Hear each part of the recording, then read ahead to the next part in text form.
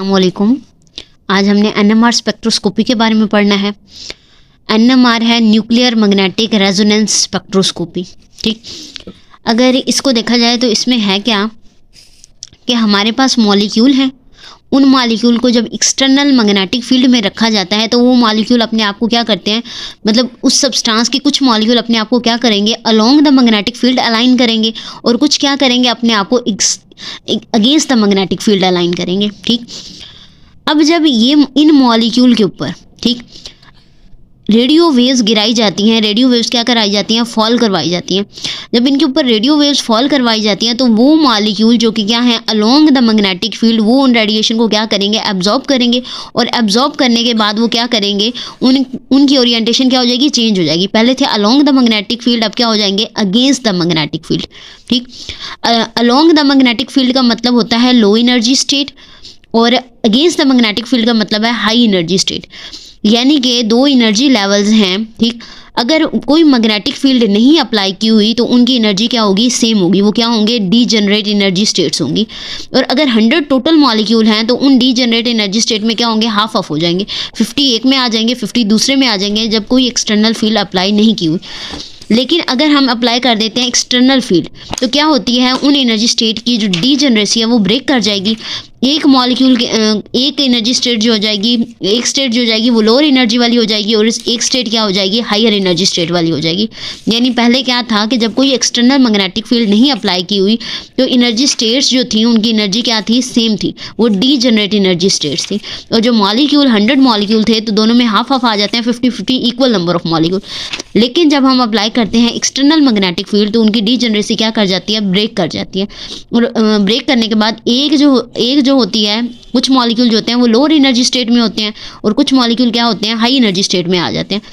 जो lower energy state में molecule हैं, लोअर एनर्जी स्टेट का मतलब है वो molecule along the magnetic field align हुए हैं, और हायर एनर्जी स्टेट का मतलब ये है कि वो molecule against the magnetic field align हुए हैं। तो यहाँ पे क्या है कि जब एक्सटर्नल मैग्नेटिक फील्ड अप्लाई किया है तो कुछ molecule along the magnetic field align हुए हैं, यानी कि लोअर एनर्जी स्टेट में आ गए हैं, और कुछ मॉलिक्यूल हाई एनर्जी स्टेट में आ गए हैं, यानी कि अगेंस्ट द मैग्नेटिक फील्ड वो अलाइन हुए हैं। अब यहाँ पे क्या करेंगे, इनके ऊपर जब रेडियो वेव्स गिराई जाएंगी तो जो लोअर एनर्जी स्टेट में है, यानी कि जो अलोंग द मैग्नेटिक फील्ड है, वो उन रेडियो वेव्स को एब्जॉर्ब करेंगे और एक्साइट होकर हायर एनर्जी स्टेट में चले जाएंगे। ठीक, जब यानी कि उनके ओरिएंटेशन क्या हो जाएगी, चेंज हो जाएगी। पहले अलोंग द फील्ड थी लोअर एनर्जी स्टेट में, जब वो हाई एनर्जी स्टेट में जाएंगे तो वो क्या हो जाएगी, अगेंस्ट द मैग्नेटिक फील्ड। तो ये जो ओरिएंटेशन में चेंज आया, ये जो इंटरेक्शन है, इसकी क्या ये रिकॉर्ड होगा पीक्स की या स्पेक्ट्रम के फॉर्म में। इसको बोलते हैं एनएमआर स्पेक्ट्रोस्कोपी। यानी कि इसकी डेफिनेशन क्या है, जब रेडियो वेव्स को पास करवाया जाता है मॉलिक्यूल से, और वो मॉलिक्यूल किस में रखा हुआ है, एक्सटर्नल मैग्नेटिक फील्ड में, तो उस मॉलिक्यूल की ओरिएंटेशन क्या हो जाएगी, चेंज हो जाएगी। मॉलिक्यूल में जो न्यूक्लियाई मौजूद है उनकी ओरिएंटेशन क्या हो जाएगी, चेंज हो जाएगी। इस इंटरेक्शन को हम रिकॉर्ड करेंगे पीक्स या ग्राफ की शक्ल में। इस टेक्निक को बोलते हैं NMR spectroscopy.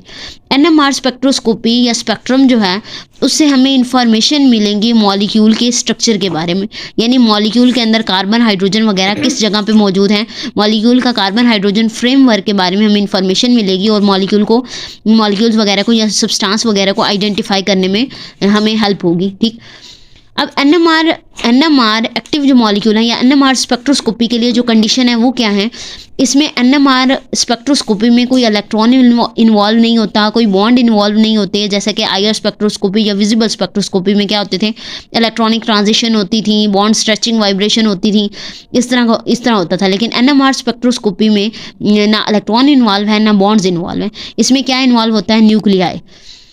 NMR active nuclei जो होते हैं, या एनएमआर के लिए जो न्यूक्लियाई है उसके पास क्या होना चाहिए, चार्ज होना चाहिए। चार्ज होने के साथ साथ उसका नॉन जीरो स्पिन नंबर होना चाहिए, यानी उसको क्या करना चाहिए, अपने एक्सिस पे स्पिन करना चाहिए। न्यूक्लियाई जो है उसके पास एक तो चार्ज हो, दूसरा वो अपने एक्सिस पे क्या करे, स्पिन करे। जब वो चार्ज हो और अपने एक्सिस पे स्पिन करता है तो अपने आप आसपास क्या क्रिएट करता है, मैग्नेटिक फील्ड। बिल्कुल उसी तरह जब एक वायर के अंदर से करंट पास करता है, इलेक्ट्रॉन पास करते हैं, यानी करंट के ऊपर भी, इलेक्ट्रॉन के ऊपर भी चार्ज होता है, तो जब वो किसी वायर से गुजरते हैं तो अपने आसपास क्या बनाते हैं, मैग्नेटिक फील्ड। इसी तरह जब न्यूक्लियाई अपने एक्सिस पे स्पिन करेगा तो अपने आप, और चार्ज रखता हो तो वो अपने आसपास क्या करता है, मैग्नेटिक फील्ड प्रोड्यूस करता है। और ये magnetic field external magnetic field से क्या करती है, इंटरेक्ट करती है। यहाँ पे ये एनर्जी स्टेट्स हैं, डीजनरेट एनर्जी स्टेट्स हैं। टोटल मॉलिक्यूल 100 हैं। तो ये 100 जो मॉलिक्यूल हैं, ये जब एनर्जी स्टेट्स की एनर्जी सेम है तो ये 50-50 हाफ ऑफ इनके अंदर क्या हो जाएंगे, डिवाइड हो जाएंगे जब कोई एक्सटर्नल मैग्नेटिक फील्ड नहीं अप्लाई की। जब हम करेंगे एक्सटर्नल मैग्नेटिक फील्ड अप्लाई करेंगे तो ये डीजनरेसी ब्रेक कर जाएगी और एक हाई एनर्जी स्टेट हो जाएगी और एक क्या हो जाएगी, एक हाई एनर्जी स्टेट और एक क्या हो जाएगी, लो एनर्जी स्टेट।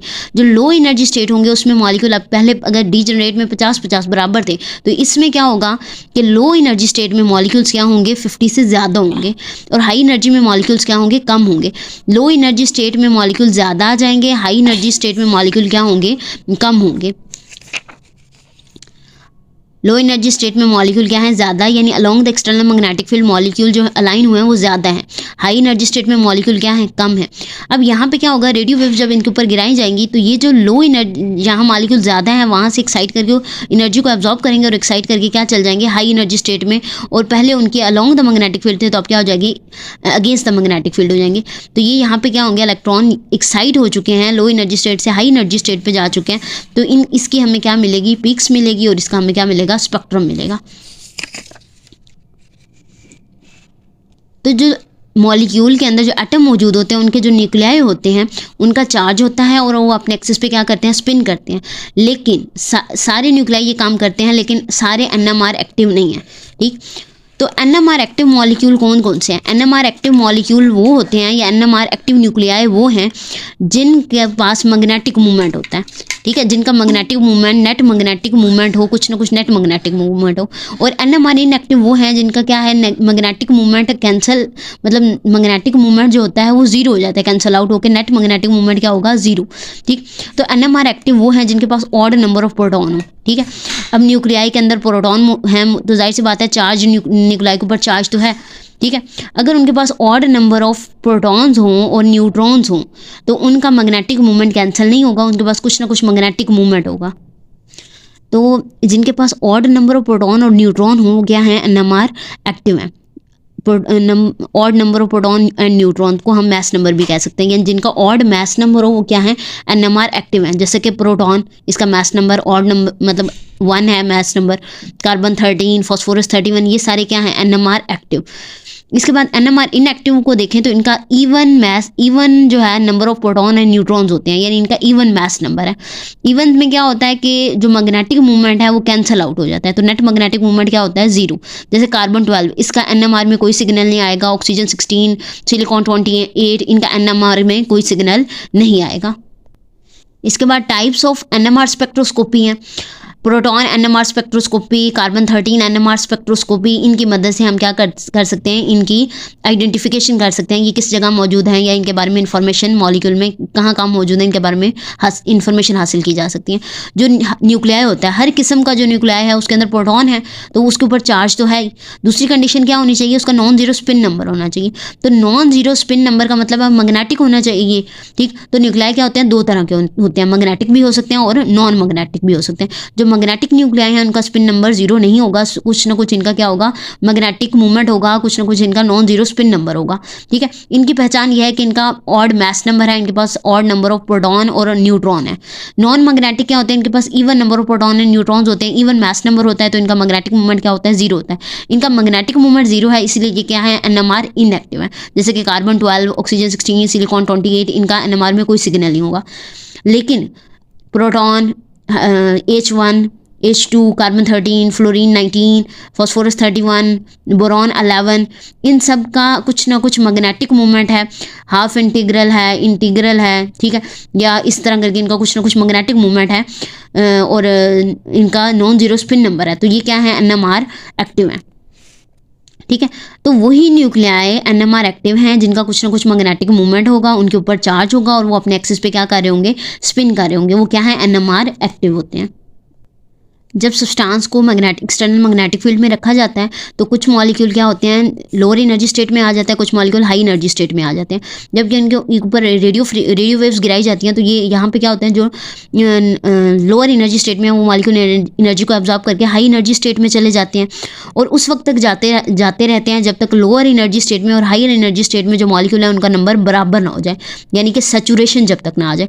जब लोअर और हायर में मॉलिक्यूल का नंबर बराबर हो जाता है फिर क्या होता है, NMR सिग्नल या जो है NMR पीक्स आना बंद हो जाती हैं, ठीक है, तब हम कहते हैं कि सैचुरेशन पॉइंट आ गया। तो अगर हमारे पास क्या मीथेन का मॉलिक्यूल है, इसमें कार्बन 12 है, तो कार्बन 12 का कोई सिग्नल नहीं आएगा, लेकिन इन 4 प्रोटॉन का यहाँ पे सिग्नल आएगा, ठीक है। तो जब हाइड्रोजन कंटेनिंग सब्सटेंस को एक्सटर्नल मैग्नेटिक फील्ड में रखा जाएगा तो उनका ये प्रोटॉन का क्या होगा, मैग्नेटिक मूवमेंट होगा, और वो मैग्नेटिक मूवमेंट क्या होगा, या तो वो एक्सटर्नल मैग्नेटिक फील्ड के अलोंग अलाइन होगा, या क्या होगा, एक्सटर्नल मैग्नेटिक फील्ड के अगेंस्ट अलाइन होगा, यानी कि इन प्रोटॉन की magnetic field external magnetic field के साथ क्या करेगी, इंटरेक्ट करेगी। अगर वो along the external magnetic field align होते हैं, इसका मतलब वो लो एनर्जी स्टेट में। अगर वो मॉलिक्यूल अगर against the magnetic field align होता है तो इसका मतलब वो क्या है, हाई एनर्जी स्टेट में। जैसे कि यहाँ पे जब magnetic movement zero, magnetic field zero है, एक्सटर्नल मैग्नेटिक फील्ड जीरो है, तो एनर्जी दोनों की सेम है, तो मॉलिक्यूल क्या है, बराबर दोनों में बराबर होते हैं। लेकिन जब क्या होता है, एक्सटर्नल मैग्नेटिक फील्ड कुछ ना कुछ अप्लाई की जाती है, तो ये डिजेनरेसी ब्रेक करके हाई एनर्जी स्टेट और लो एनर्जी स्टेट आ जाती हैं। और जो लोअर एनर्जी स्टेट होती है उसमें मॉलिक्यूल जो होते हैं ज़्यादा होते हैं, जो हायर एनर्जी स्टेट है इसमें मॉलिक्यूल कम होते हैं। तो इनके ऊपर जब रेडियो वेव्स गिराई जाती हैं तो वो लोअर एनर्जी स्टेट के मॉलिक्यूल जो हैं वो एनर्जी को एब्जॉर्ब करके हाई एनर्जी स्टेट में चले जाते हैं, ठीक है। हाई एनर्जी स्टेट में उस वक्त तक जाते रहते हैं जब तक कि दोनों का नंबर, हायर और लोअर का में जो नंबर ऑफ मॉलिक्यूल्स हैं वो बराबर ना हो जाए। जब दोनों तरफ पॉपुलेशन सेम हो जाती है तब सिग्नल आना बंद हो जाता है। तो ये जो दोनों एनर्जी स्टेट हैं इनके दरमियान डेल्टा ई का डिफरेंस है। ये एनर्जी डिफरेंस जितना ज़्यादा होगा इसकी एनर्जी उतनी ज़्यादा होगी, इसकी एनर्जी बहुत मतलब ज़्यादा होगी। इसकी एनर्जी जितनी ज़्यादा होगी, मॉलिक्यूल सबसे ज़्यादा मॉलिक्यूल जो होंगे वो ज़्यादा लोअर एनर्जी स्टेट में आएंगे। तो डेल्टा ई जितना ज़्यादा होगा उतने ज़्यादा मॉलिक्यूल लोअर एनर्जी स्टेट में आएंगे, उतने ज़्यादा ट्रांजिशन होंगी। क्या है कि यहाँ पे लोअर एनर्जी स्टेट में 510 मॉलिक्यूल है, हाई एनर्जी स्टेट में 505 मॉलिक्यूल है। तो अब दोनों में नंबर बराबर करना है अगर, तो यहाँ 10 है, वहाँ 505 है। तो यहाँ से 5 अगर ऊपर चले जाएं तो यहाँ से जो अगर 5 है, ठीक है, यहाँ नीचे वाले में क्या है 510 है, ऊपर वाले में 500 है। तो यहाँ से अगर 5 ऊपर चल जाए तो ऊपर भी 505 हो जाएंगे, नीचे भी क्या हो जाएंगे 505। दोनों का नंबर क्या हो जाएगा, बराबर हो जाएगा। जब नंबर बराबर होगा तो पीक्स आना बंद हो जाएंगी, ठीक है। इसी तरह अगर यहाँ देखा जाए तो इसमें 600 मॉलिक्यूल, ऊपर क्या है 400 मॉलिक्यूल। तो यहाँ रेडियो वेव जब गिराई जाएंगी तो यहाँ से 100 मॉलिक्यूल ऊपर चल जाएंगे ताकि ऊपर भी 500 हो जाए और नीचे भी क्या हो जाए 500 हो जाए। तो यहाँ पे 500 मॉलिक्यूल जो है उनकी ट्रांजिशन हो रही है, यहाँ पे सिर्फ 5 मॉलिक्यूल की ट्रांजिशन हो रही है। तो कम एनर्जी डिफरेंस अगर कम होगा तो ट्रांजिशन भी क्या होगी, कम होगी, और पीक की इंटेंसिटी भी क्या होगी, कम होगी। लेकिन जब डेल्टा ई ज़्यादा होगा, एनर्जी डिफरेंस क्या होगा, ज़्यादा होगा, ठीक है, तो इसकी एनर्जी बहुत कम होगी, इसकी एनर्जी बहुत ज़्यादा होगी, तो मॉलिक्यूल इसमें ज़्यादा आएंगे। जब मॉलिक्यूल इसमें ज़्यादा होंगे तो ट्रांजिशन भी क्या होंगी, ज़्यादा होंगी। जब ट्रांजिशन ज़्यादा होंगी तो पीक की इंटेंसिटी भी क्या होगी, ज़्यादा होगी। यानी पीक की इंटेंसिटी का मतलब है पीक की हाइट क्या होगी, ज़्यादा होगी, ठीक है। तो एक्सटर्नल मैग्नेटिक फील्ड जितनी ज़्यादा अप्लाई करेंगे उतना ज़्यादा इनके दरमियान एनर्जी डिफरेंस होगा, ठीक है। तो एनर्जी डिफरेंस जो है डेल्टा ई डायरेक्टली प्रोपोर्शनल है एक्सटर्नल मैग्नेटिक फील्ड के, ठीक। और प्रोपोर्शनैलिटी साइन हटाएं तो इक्वल टू और साथ कांस्टेंट आता है गामा ओवर 2 पाई, ठीक है। यहाँ पे डेल्टा ई को हम फ्रीक्वेंसी भी कह सकते हैं क्योंकि डेल्टा ई और फ्रीक्वेंसी आपस में क्या है, डायरेक्टली प्रोपोर्शनल। और प्रोटॉन के लिए फ्रीक्वेंसी 6 मेगाहर्ट्ज होती है। ये गामा क्या है, गायरोमैग्नेटिक रेशियो है। ये हर जो न्यूक्लियाई होते हैं उसके लिए अलग होती है, फिक्स होती है। प्रोटॉन के लिए ये है 14.72 गायरोमैग्नेटिक रेशियो होती है। इसके बाद H नॉट या B नॉट क्या है, मैग्नेटिक फील्ड स्ट्रेंथ है।